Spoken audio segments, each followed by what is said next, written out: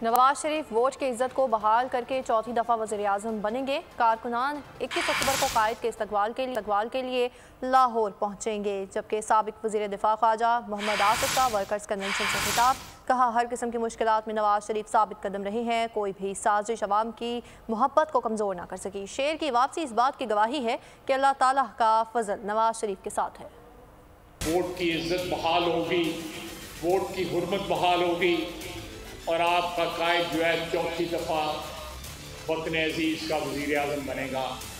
मेरी आपसे दरख्वास्त है कि सियालकोट ज़िले में चारों तहसीलों में तमाम MNA, MPA साबिक़ हमारे ओहदेदार 21 अक्टूबर को भरपूर शिरकत के लिए लाहौर पहुँचे।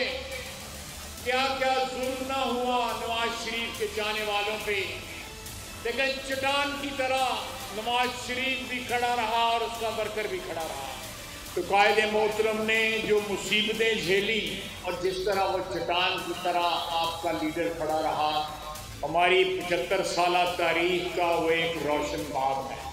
ये कायद की वापसी, शेर की वापसी इस चीज़ की गवाही देती है कि अल्लाह ताला का फजल और करम नवाज शरीफ के साथ है।